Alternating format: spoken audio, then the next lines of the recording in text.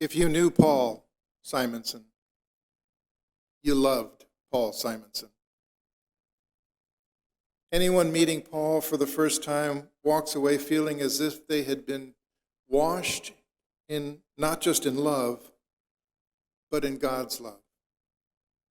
And it ain't that filio stuff. But it's that refreshing, crisp spring afternoon agape love, God's love, unconditional, non-judgmental, and with a smile you don't soon forget. And it's genuine because he loves you too. The news of Paul's passing was a shock. It was to me. And a great grief overcame me. Because when a person such as Paul touches lives like yours and mine in the ways that he did, and then is no longer there, it leaves a deep and sudden emptiness. Knowing your last visit with him was, in fact, your last. Welcome. So glad to see all of you here today. There are a lot of folks that knew and loved Paul. And I know some of you have traveled distances to be here, maybe taken time off from work. Some I know have probably weighed the risks of COVID-19 before deciding to be with us today.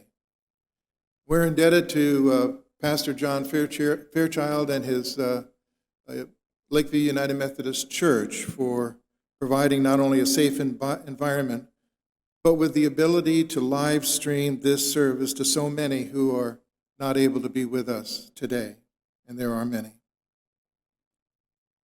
To the family, which includes, of course, his loving wife, Mary, his daughters, Meg and Kate, his granddaughter, Kaylin, and grandson, Skylar, to his brother, David, who is now the last of the 4 Simonsen boys, and who should be viewing us on live stream right now with his wife, Linda, from Long Island, New York. To the nieces, the nephews, great-nieces, nephews, I've been given a list of 26. I'm not even sure that's accurate, but I've been given a list of 26 nieces and nephews. I wasn't sure I was going to do this, but I'm going to do this. Okay, there's 2 Mulligans, Kendall and Matthew. Then there's a Janet, Linda, Lauren, Stephanie, Kendall Christ, Garrett Christ, because there's 2 Kendalls, Hannah Battaglia, Nick, Cole, Luke, Brody, Corliss, Andrew, Kimberly, Chris, John, Paul, Joseph, Courtney, Jessica, Brian, Jared, Zachary, Samantha. And if I left anybody out, it's her fault. That's 26 nieces and nephews and great-nieces and nephews. I know you'll miss your Uncle Paul. Uncles are special people.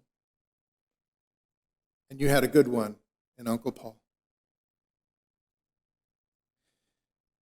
To all of you, whether you're here with us in person or scattered, I know I speak for everyone here as I extend to you, the family, our warm embrace of love and sympathy. And I'm certain that on behalf of the entire family, they would want me to express their deepest appreciation to each of you for your presence here today or on live stream. To once again say thank you for your friendship, for your generosity and your prayers and your support these past weeks and months. Each of us will come to this moment with our own memories of Paul, for the way he will live in our hearts in the days and the weeks and the years to come. We come, though, to give thanks to God, to witness to our faith, and to share together in our loss and in our grief. Hear these words from the Gospel of John. Do not let your hearts be troubled. You believe in God, believe also in me. My Father's house has many rooms. If that were not so, would I have told you that I am going there to prepare a place for you? And if I go and prepare a place for you, I will come back and take you to be with me, that you also may be where I am. You know the way to the place where I am going. And Thomas said to him, Lord, we don't know where you're going, so how can we know the way? And Jesus answered him by saying, I am the way and the truth and the life. No one comes to the Father except through me. Will you join your hearts with mine in prayer? Gracious God, we're here today with family and friends in the shadow that has fallen upon this home. We raise our voices together in prayer to you above, asking for comfort and strength. We need light when gloom and darkens our door. And from where does that light come but from you, the creator of light? No one among us, Lord, has not passed through trials and sorrows of our own. Some bear fresh wounds in their hearts and feel the more keenly that sympathy brought to their sorrowing hearts. But the young of this family and of Paul's faith family, those for whom this may be their first taste of that bitter cup, and will not understand and cannot know what words to say, let them forever be held by Paul's warm embrace of unconditional love and never forget the friend that he was.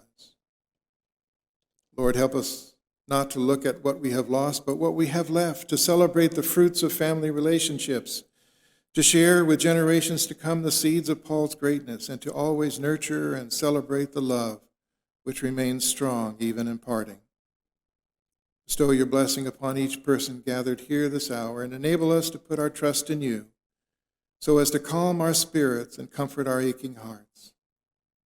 Show us the light of hope, the light of eternity, and lift our vision from the shadows of earth so that we may find your grace and strength for this and for every time of need. For we are but travelers on the same road, which leads to the same end. And one more thing, Lord. In your mercy, please tell St. Peter to let Paul make any improvements he thinks needs making up in heaven. The folks up there, many of our friends and family members, they deserve the best, and you can trust him. O God, in loving kindness, you sustain the living, you uphold the falling and heal the sick, and you keep faith with your children in death as well as in life. Praise to you, O Lord, author of eternal life. Amen. And now let me turn this over to Pastor John Fairchild, the pastor here at Lakeview United Methodist Church. Thank you, Cliff. I first met Paul in 2006 when I was appointed to Spirit of Hope, and I see so many friends and loved ones from Spirit of Hope. It's so good to see you today. You know, Paul was one of the first guys that approached me and welcomed me to Spirit of Hope. And it didn't take me long to figure out he was the guy that was going around welcoming everybody else to Spirit of Hope too. And Paul was the guy that if something needed done there at the church, Paul was among the first to volunteer, often much to Mary's chagrin and frustration. But Mary, I've never said it, thank you for sharing Paul. He was such a gift, both as a friend and as somebody in the church who was always ready to help somebody else. And I think that just speaks so highly of who Paul was. Just always looking for someone else, always looking out for someone else, whether it was a mission trip or just working around the church or helping somebody that just needed a hand. And so I'm so thankful for Paul, and I'm thankful for the chance to have been able to speak to him one last time before he got too sick. And so I give thanks to God for that. I want to welcome this. We're going to take a few minutes for some family witness, and so I'd like to invite Joseph Battaglia to come up at this time.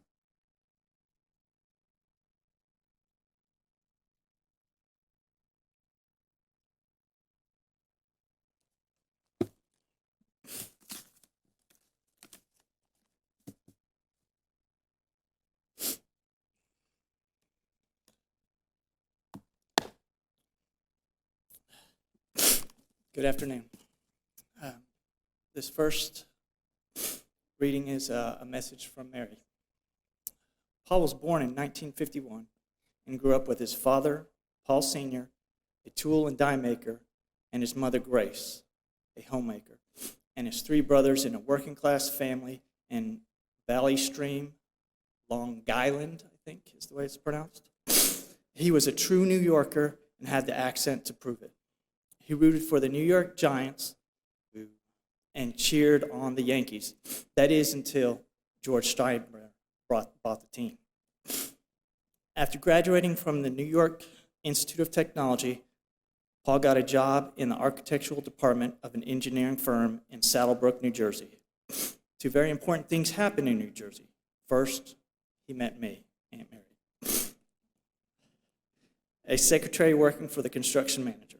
At the time, both of us were involved in long-term relationships, but we became good friends, going out with fellow coworkers for a drink after work or dinner. But that changed when Paul and I won a football pool in December of 1975. Paul suggested that we should use our winnings to go out to dinner, which we did, to Burger King.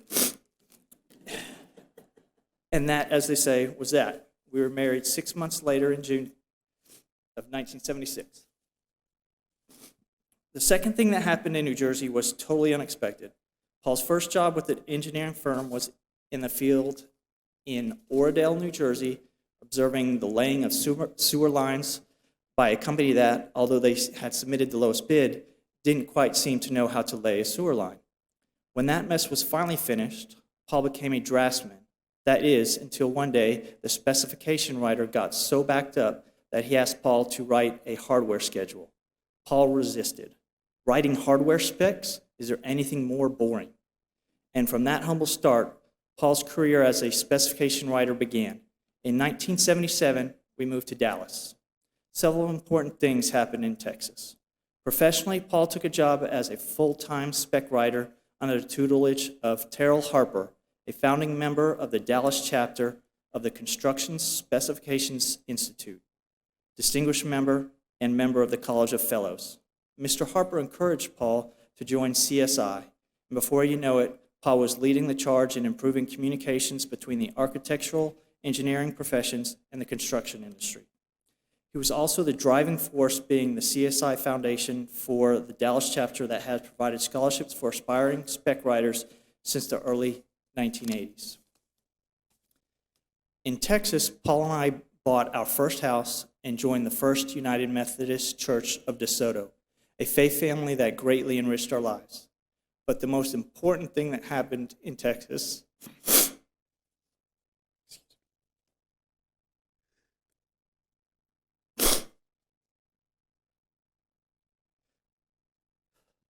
was the birth of our daughters, Maggie and Kate.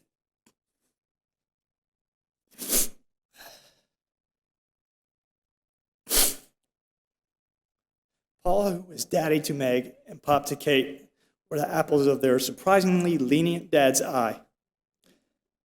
Paul was always there for his girls, and he became the most important influence in their lives. In 1989, Paul received a job offer to work in Baltimore for RTKL, one of the largest architectural firms in the country. It was there that Paul learned how to do large-scale projects, and that experience set him up for all the years that followed. Although we loved living in Maryland, we wanted to get back to the western United States where my mom and 5 sisters lived. So in 1996, we moved to Phoenix, where Paul worked for a company that shall go nameless. Several wonderful events happened in Arizona. The births of our granddaughter Kaylin and grandson Skylar, and 7 years ago, we bought a house in Flagstaff, 6 minutes from the Home Depot, or what Paul referred to as his toy store. As soon as Paul got up on the Mogollon Rim, he was in paradise. In his last weeks, he had a great view of the northern Arizona ponderosa pines. He said almost every day, "Did I tell you how much I love it up here?"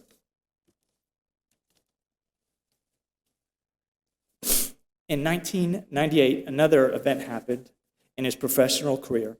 It was at a CSI conference in Coeur d'Alene, Idaho, where Sherry Harbaugh, an acquaintance from CSI, gently nudged Paul back into independent practice, something he swore he would never do again. And they have been business partners ever since, making an often isolating job workable and one that proved to be successful well beyond their expectations. Sherry is much more than a partner. She is one of Paul's dearest friends. As proud as I am of Paul for being a fellow and distinguished member of CSI and all the awards and accolades he has earned during his career, everyone who knows Paul knows that he was committed to his work with Habitat for Humanity. Participating in 13 builds in the Valley of the Sun, he also did mission trips to Guatemala, repairing a beat-up convent, and volunteered for a mission trip to Mexico, where he and Mike Eyre, a member of Spirit of Hope United Methodist Church, home church, built houses for the poor of Port Penasco, aka Rocky Point. I could not have asked for a better husband. He supported everything I did, including at age 55, my decision to become a writer of historical fiction. We would have been married 45 years this June. He was my best friend, mentor, and life's partner.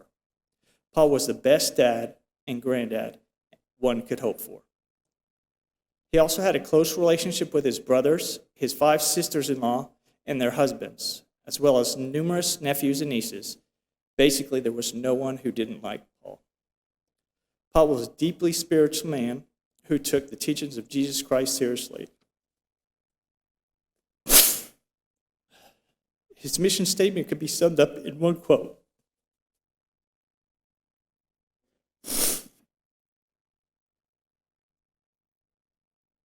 Preach the gospel at all times, and if necessary, use words.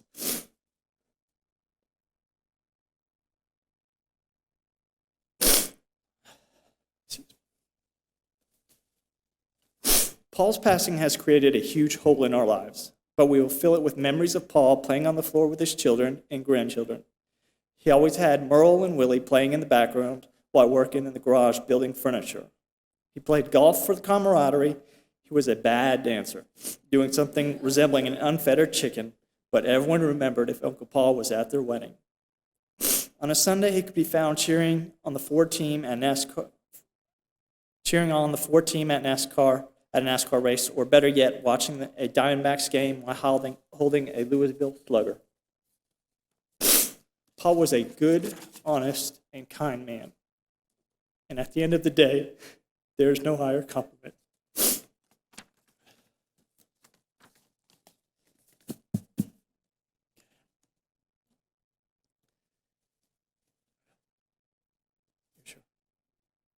Okay, Meg has a message she'd like to share. This is going to go one of two ways, really good or really, really bad. My father was a man of many talents, had a great love of many things, and he loved baseball, Shelby Cobras, woodworking, Home Depot. The man couldn't make a sandwich, but he could build a deck, a home, a kitchen, all kinds of things. My dad always lent a helping hand to his family, an extended family, and to just about anyone. He gave 110% no matter what he did. It was a really important instillment in my life where you do things for others even though you don't get anything in return. It's just a blessing. I have narrowed the best memories to just a few, or we could be here all day. In Texas, while going to church, every Sunday in the Oldsmobile, we listened to Ray Stevens' tape of the Mississippi Squirrel Revival. My dad sang it with such enthusiasm that I always laughed, and I still listen to it to this day. Then there was the time when I was learning about car batteries.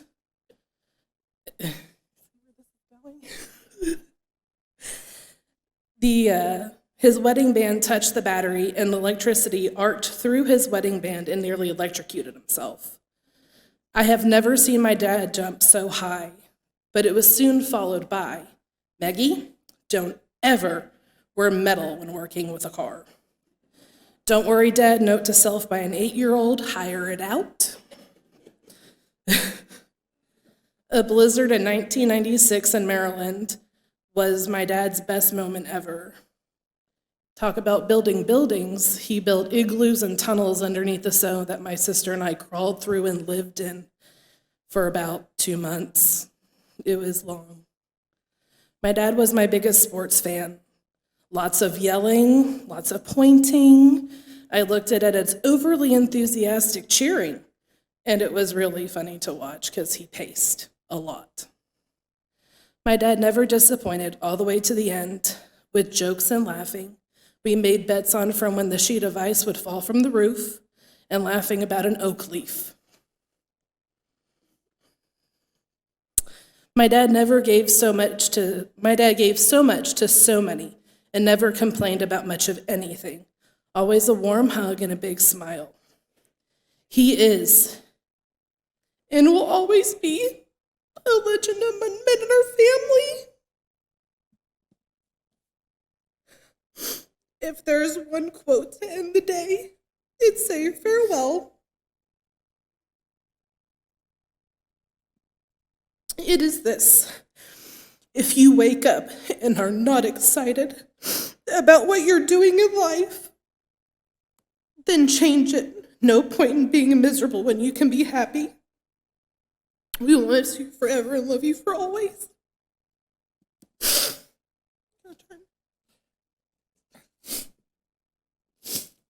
right, I have one more to get through. Okay, this is a letter from Erhard Phillip. Erhard Phillip, my brother-in-law for 50 years and husband to my second eldest niece, Nancy, who unfortunately is unable to be with us, sent this letter to me a few days after Paul's passing. Although Erhard thinks he's a rough, tough Marine, he's actually a rough, tough cream puff.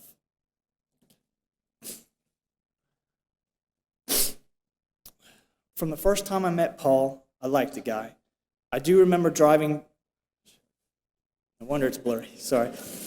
I do remember driving down when you moved from New Jersey to Texas and him losing it when the truck engine failed to start. A man after my own heart. I've been thinking of so many things through the years that happened within the family. Paul could always make it sound like it was not as serious as I thought it was. He had a knack for not taking sides. I always wished I could have been more like that. When the family moved to Maryland, I remember telling Paul that it has been a pleasure and an honor to have had him as a neighbor. I'm sure Paul had his faults, but they were trivial, and I don't remember being around to see them. I don't like the description being Christian, but in Paul's case, I would use it without a second thought. Years after you two moved away, I would meet people you knew, and it was always said what a good guy Paul was. These are things in life that mean something. Life is so short. Paul put his time on earth to good use. I wish more of us would see it like that. The last time Paul and I talked, I told him that I loved him and that it had been a pleasure and an honor to know him. He was a husband, father, uncle, grandpa, and friend to many, many people. And to me, he was and always will be my friend. With love and condolences, Erhard and Nancy. My Aunt Sally's going to come up.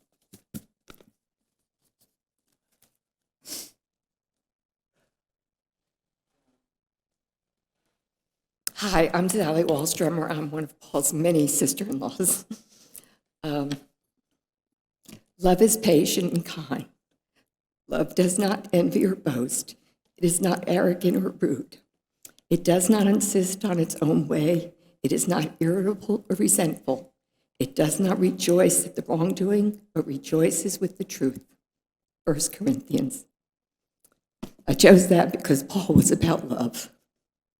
And he personified those words. Today we're here to honor him. My brother-in-law, your uncle, your brother, your friend, your father, your husband. Paul was selfless. Whenever you asked Paul how he was doing, the answer was always great. But then now tell me about you. Paul had a deep faith, and he lived that faith. When he saw a need, he didn't judge or waver. He acted. His missions and his Habitat for Humanity work attest to that. Paul loved his family, and being with them was his greatest joy, and he was always your greatest champion. He never wavered in his love or his commitment to his family, and always strived to make your road easier. And finally, oh, how he loved my sister.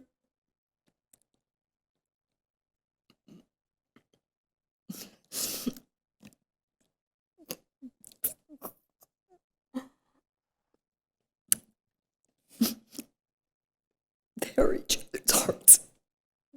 From the moment Paul saw Mary, he said, "She's who I will spend the rest of my life with." Excuse me.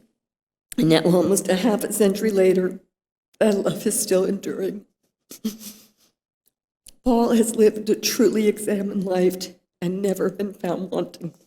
Paul is at rest, and we will always be a little sadder because he is gone. Yet our hearts are warmed by his memory, by the memory of him.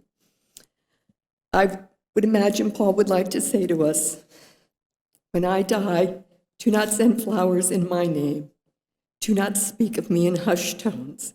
Be the people I have always known. I have died, and there will be tears. Now it's time to say goodbye to me and remember all our loving years."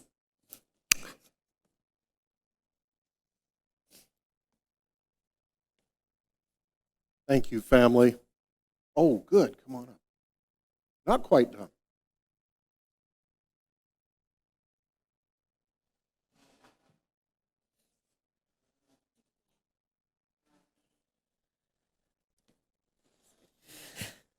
When I was asked if I wanted to say anything at the memorial today, I started brainstorming of what I would say, and none of the words that came into my head were ever going to be good enough to say.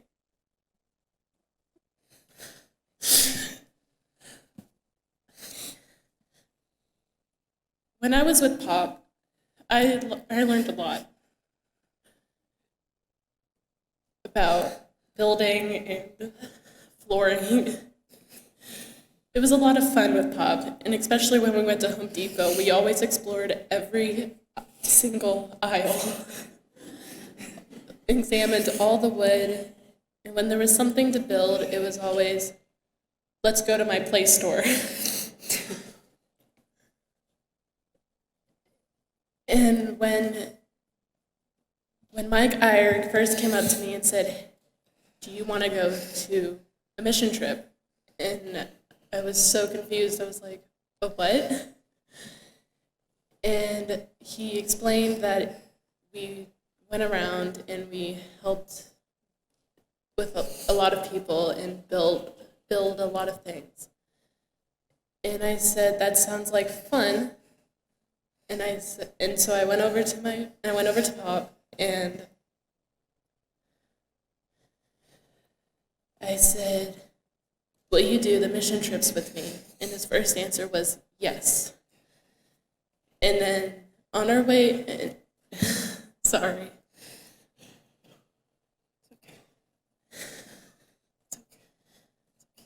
On our first mission trip, we went, I can't remember. I was very shy and I didn't talk to anybody but my grandfather. It was very nerve-wracking to see a lot of people there. And he took me aside and said, "Don't worry about anybody else. Be yourself. And that will always stay with me."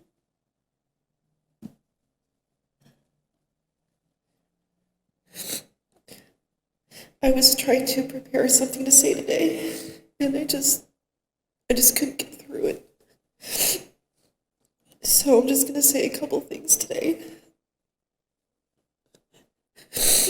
Anyone who knows my dad knows that he's a good man, and that can be very rare these days.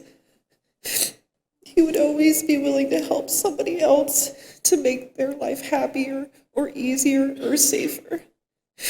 He always put other people first. And I have memories of him holding me in his arms when I was a baby, taking me for car rides when I couldn't stop screaming and I couldn't sleep, just to calm me down.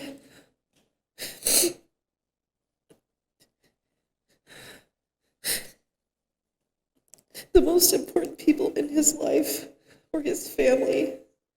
And if you were a friend of his, you were a friend of his for life. And I will miss him every second of every day for the rest of my life. But he's never far away, because he'll be in my heart and in my thoughts forever.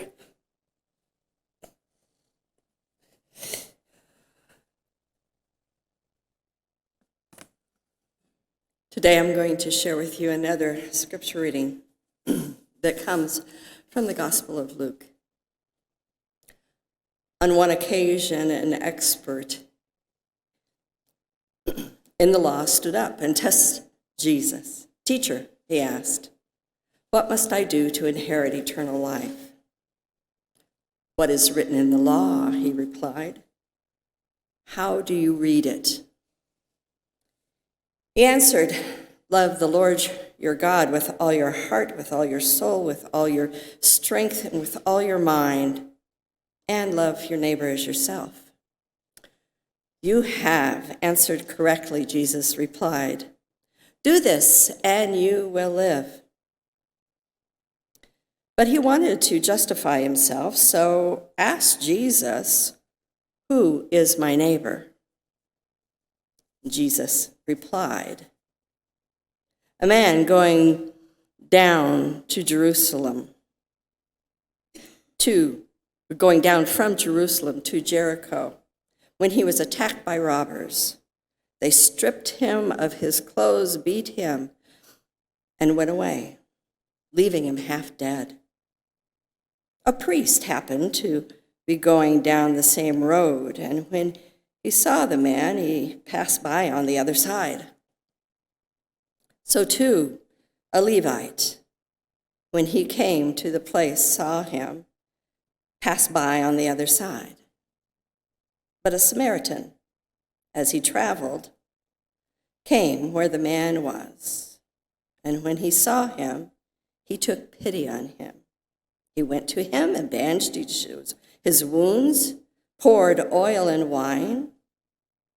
Then he put the man on his own donkey, brought him to an inn, and took care of him. The next day, he took out 2 denarii and gave it to the innkeeper. "Look after him," he said, "and when I return, I will reimburse you for any extra expense you may have." Which of these 3 do you think was the neighbor to the man who fell into the hands of the robbers? The expert of the law replied, "The one who had mercy on him." And Jesus told him, "Go and do likewise." In this scripture reading, Jesus must explain to an expert of the law about loving God and loving your neighbor as yourself in an understandable story. Paul would not need a story to understand what Jesus was talking about, nor needed to justify himself. Paul loved God and loved others more than himself.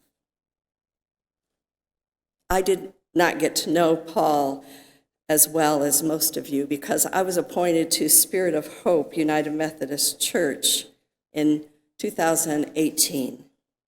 Oh, but I heard a lot about Paul and his giving spirit.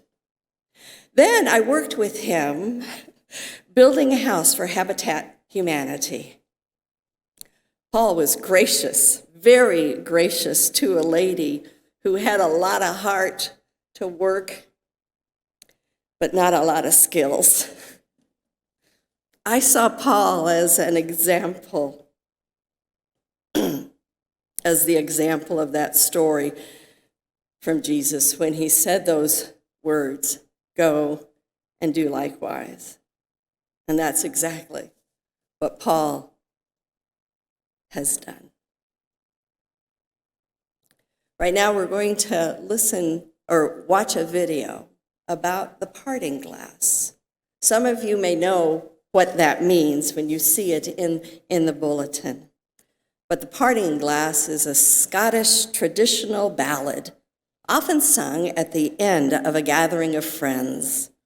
But it's also has been sung, a long time in Ireland, enjoying comfortable popularity to this day as it's being sung in movies and other gatherings. So today, as we gather together, let us raise a parting glass to Paul. And raise your spirits to the sky. Raise them to Ned Divine. God bless you, Ned. And may we be forever in your debt. To Ned Divine. Ned? To Ned. Fill to me the parting glass and drink a health whate'er befalls. Then gently rise and softly call. Good night and joy be to you all. Of all the comrades that e'er I had, they're sorry for my going away, and all the sweethearts that e'er I had, they'd wish me one more day to stay. Since it fell into my lot that I should rise and you should not, I gently rise and softly call. Good night and joy be to you all.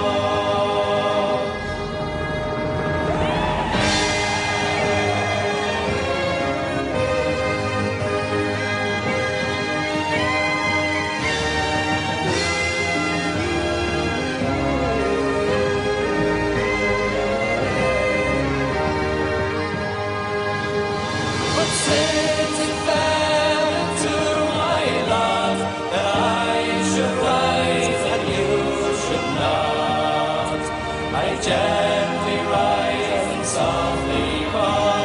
Good night and joy be to you all.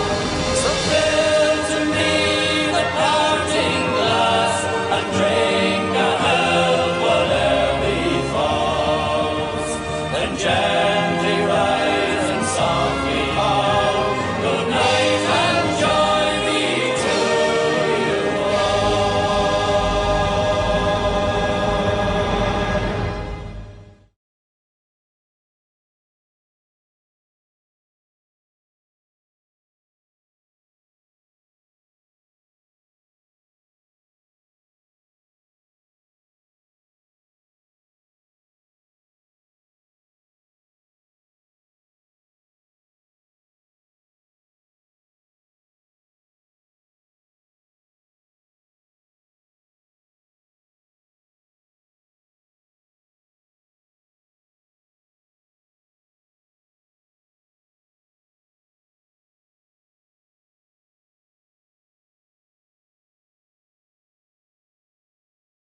Trips together.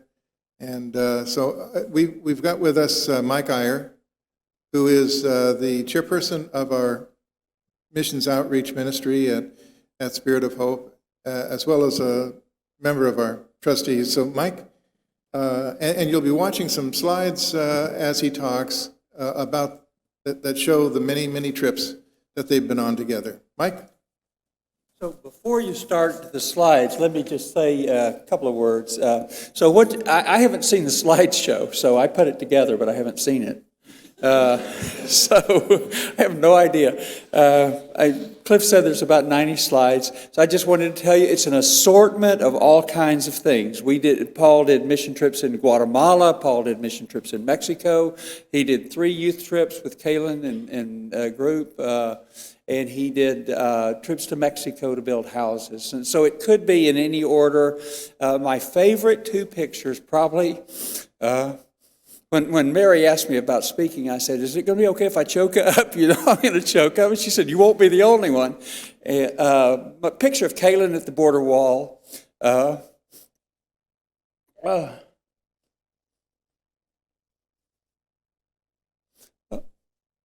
Serving communion. And second one probably is in Mexico when he's giving keys to a woman. So go ahead and start the show. We'll see together what's in it. There's Kaylin in the border wall serving communion to Paul. Youth mission trip groups. That's Mexico. That's in Mexico. Work trips at Spirit of Hope. Work activities. There's going to be some Habitat for Humanity bills. Vacation Bible or worship at Spirit of Hope.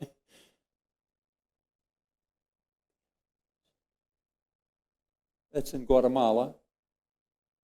It's in Guatemala. His good friend John Burdick. That's at the border wall. Fingertips through the wall, greeting others.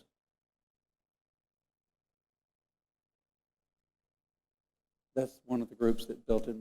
We're repeating. Is that all of it?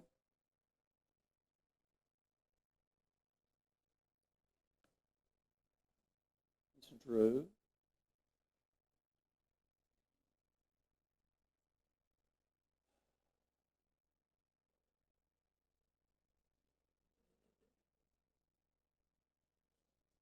I think there may be some duplicates.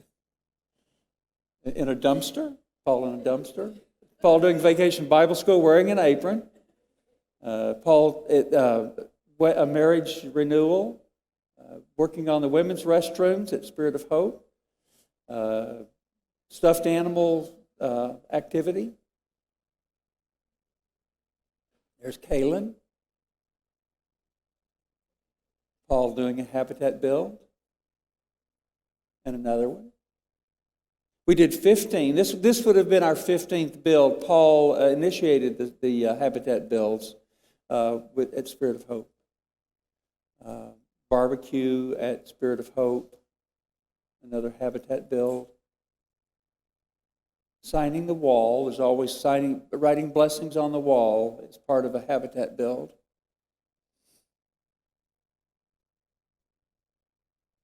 Putting cabinets in the Simonsen Miller Fellowship Hall at Spirit of Hope. A man of many talents. We had a nativity build, and so Paul participated in helping build 19 nativity sets one Saturday. Vacation Bible School, telling stories, leading Vacation Bible School. A door that Paul built, another habitat build, another.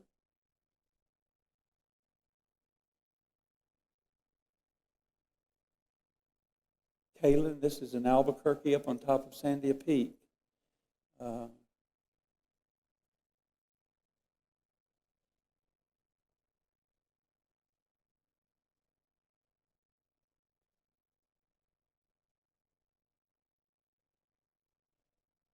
Getting ready for a youth mission trip.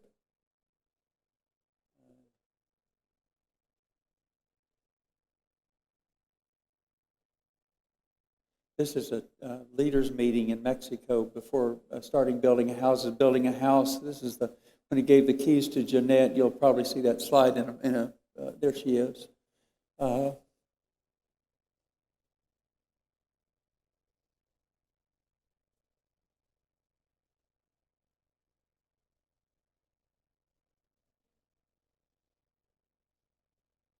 It's a youth mission trip in California.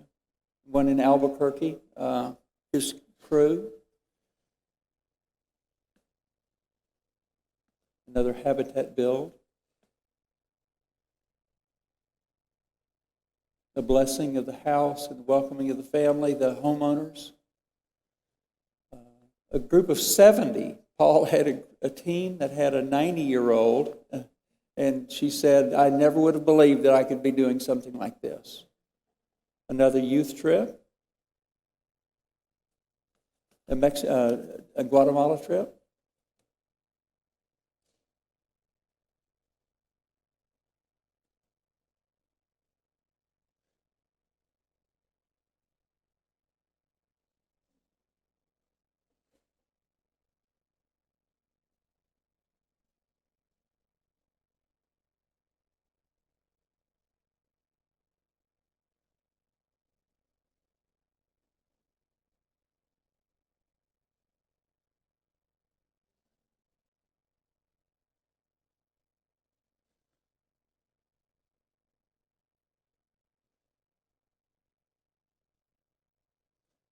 Plaques from Habitat builds.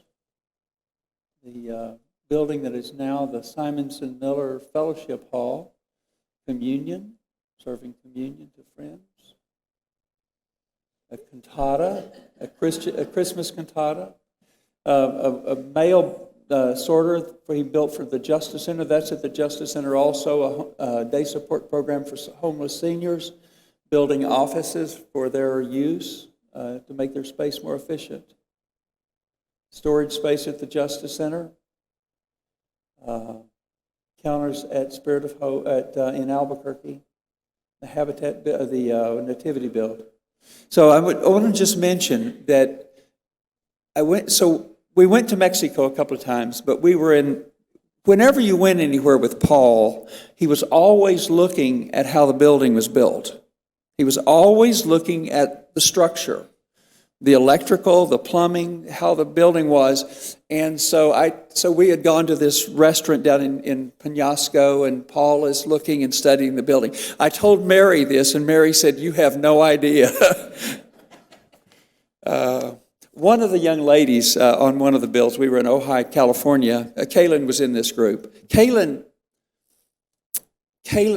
I don't know how to say this, Kaylin. Kaylin always paints happy faces on the top of my head. So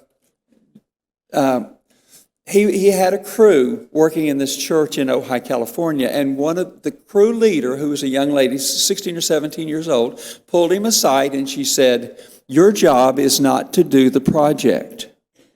Your job is to look at the project, to figure out what needs to be done, and then help us to do it."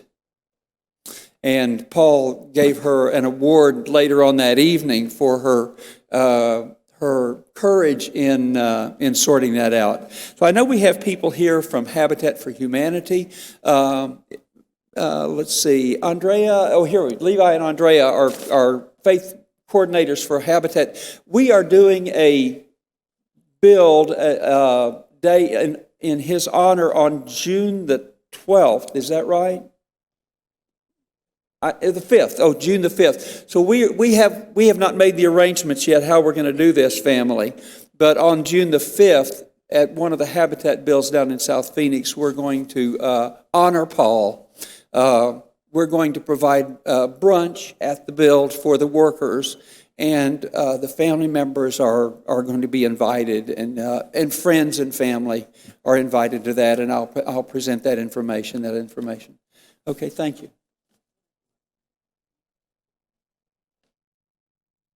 Thank you, Mike. Boy, those slides bring back a lot of memories of a lot of different fun things that we did, huh? And a lot of work at the church. And, Spirit of Hope is such a great family. And I want to tell you that it's such a good family that it didn't bring just one pastor, but 3 of the pastors from Spirit of Hope together to celebrate Paul's life, and I give thanks for that. For this family is a great family, and it's an honor to have you here today where we can celebrate with enough space to do that. We're very short on time, but we did want to offer, if there's one or two that might have something burning that you would like to share with us. Yes, from in back, there's a mic right up here. If you'll come up here so that those on our live stream can hear you and see you, that would be terrific. We have just a little bit of time for this today. Yes. My name is Doug Hartman. I'm an architect and fellow specifier from Dallas. You know how to tell a Texan, right? Not much. I can say that because I'm not from Texas, but I spent 40 years there. Had the privilege of calling Paul a friend and mentor for the last 40 years. Paul and I first met at a CSI meeting in Dallas in 1980. Like me, he was a transplant from Long, and I was from rural Illinois. We followed each other through the ranks of leadership in the chapter, became friends and confidants after learning we both were blessed and challenged to raise adopted children. And what a great job he and Mary did with the two of you.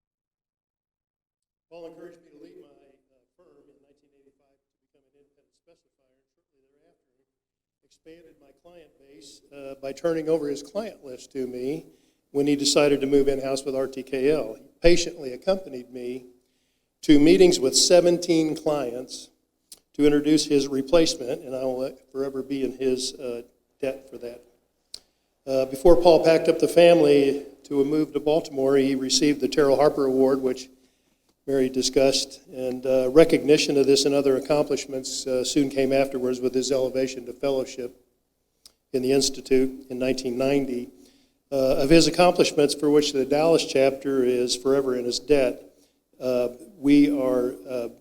thing that Mary discussed briefly is that he was a driving force behind getting a scholarship program together for architecture, engineering, and construction-related students. This led to the creation of the Dallas CSI Foundation, which has, over the last 30 years, granted over 150 scholarships totaling close to $250,000. What a legacy that is. My wife Marie and I always stayed in touch with Paul and Mary wherever they moved and always enjoyed our visits at the various conventions and events. In the late 90s, Paul and I served together on an institute committee to create a new construction administration module to the CSI Manual of Practice. Follow that up with a task to create the exam which demonstrated competence in that area.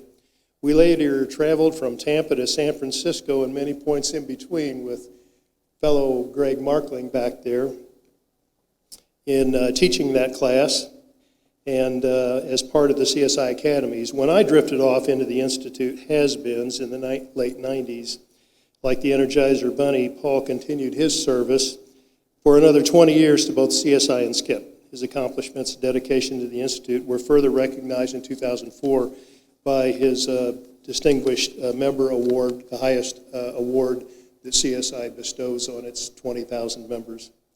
I'll always admire Paul for making the move to Phoenix in the mid-90s. He just thought it was a better place to finish raising his family.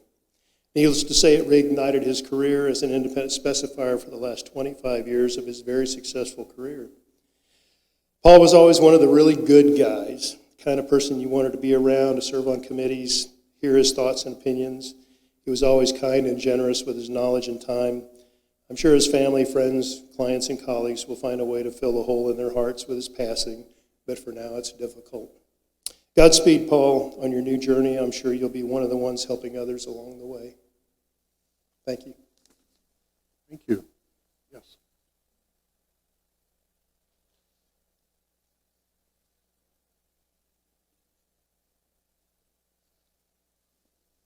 Hello, my name is Jeff Pitts. I know Paul from the Spirit of Hope. We live somewhat close to each other, and I've had the pleasure also working with Mary in the elections work at Oakwood at one time. One of the things I know Paul from was the United Methodist Men's Group. Early on, Paul and I, and Howard Gutherman, Cliff, AC, Paul Bullis, and Cal got together in order to plan the trip for many, many years.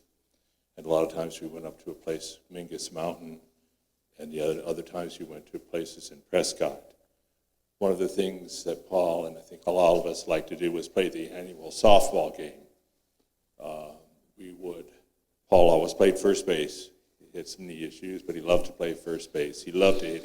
He could hit the ball. And we would jog and walk out to the field, play the game, and then we'd all head back with their various injuries of old people trying to play softball at our age. But it was a good time. I also remember Paul playing the disciples.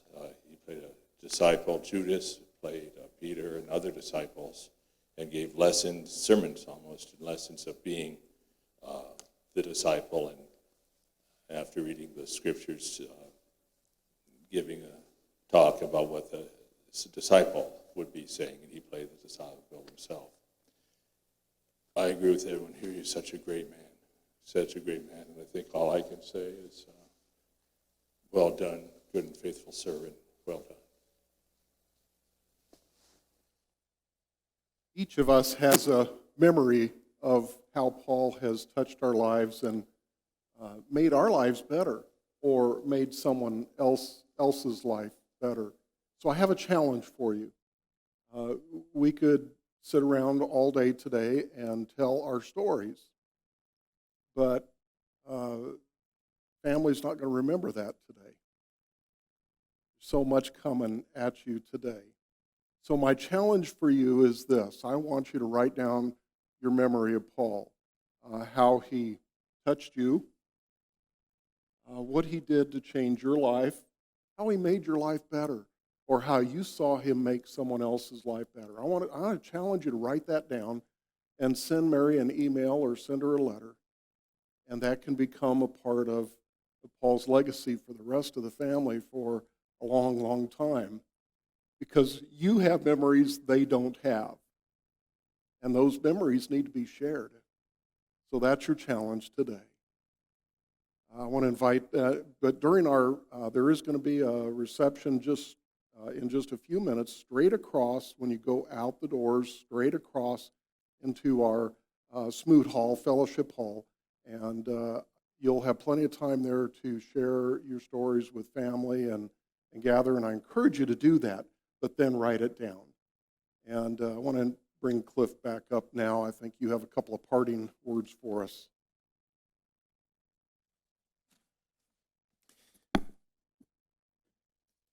I'm glad you mentioned, Jeff, those men's retreats. They were great. Before our closing prayer this afternoon, let me say on behalf of Mary and Kate and Meg and Kayleen, Skylar, son-in-law Jack, and the extended Liddon and Simonsen families, the family would like me to say thank you one more time for joining them today in this celebration.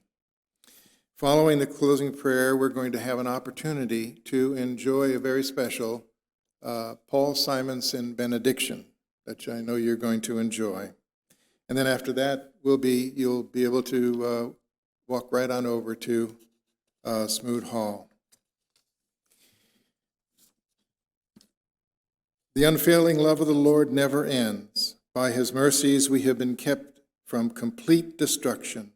For the Lord does not abandon anyone forever. You know, instead of my usual prayer at this point, allow me to share something written by an old and wise rabbi. As my mother was of the Jewish faith, I have come to appreciate the wisdom of all the great religions and some of the not so great religions. But this is called When All That's Left Is Love. It's written by Rabbi Alan Mailer. When I die, if you need to weep, cry for someone walking the street beside you. You can love me most by letting hands touch hands and souls touch souls. You can love me most by sharing your simchas, which means goodness, and multiplying your mitzvahs, which are acts of kindness. You can love me most by letting me live in your eyes and not on your mind. And when you say the Kaddish for me, remember what our Torah teaches. Love doesn't die, people do. So when all that's left of me is love, give me away. For as much as the spirit of Paul Walter Simonsen has entered into life eternal. We therefore release and commit his physical remains to its final resting place, confident in the knowledge that dust returns to the ground from which it came, while the spirit returns to God who gave it. We've tasted grief, but we will not waste this grief, for in the grieving is the remembering, and in remembering comes the celebration of the life of Paul Simonsen. Amen. Jeff mentioned those softball games. You know, it was about 20 years ago when we got started with those men's retreats and softball games. And first, I think it was the first softball game we had. I think we actually had enough healthy guys, I should say, to play a full 9-inning game, okay? By about the second or third year, there were 5-inning games. By about the fourth or fifth retreat, we were just shagging flies. And in our most recent outing, which was a few years ago, I think we finally came to the conclusion that it was going to be too much trouble to go out and look for a baseball field, so we just forgot about it. But we did get to a few D-backs games. Casey Stengel had something to say about getting older.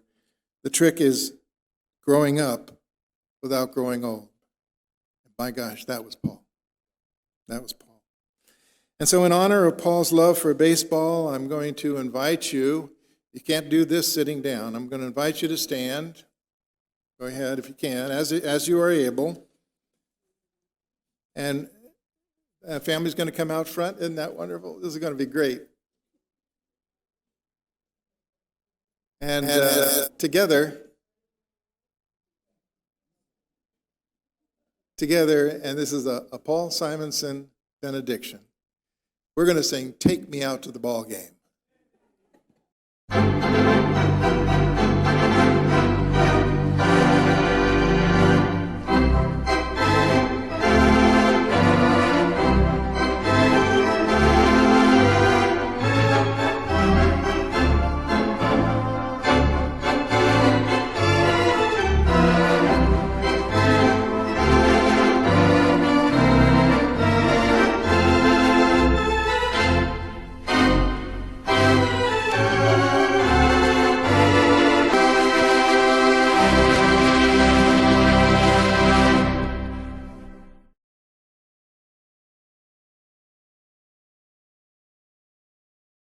Invite you to, I'm going to ask Cliff and Pastor Deborah if they will escort family over to Smoot Hall, and then you can follow along, and we'll keep the party for the baseball game going.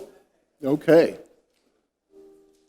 Thank you for being here today and helping to celebrate Paul's life. You've been a gift to the family.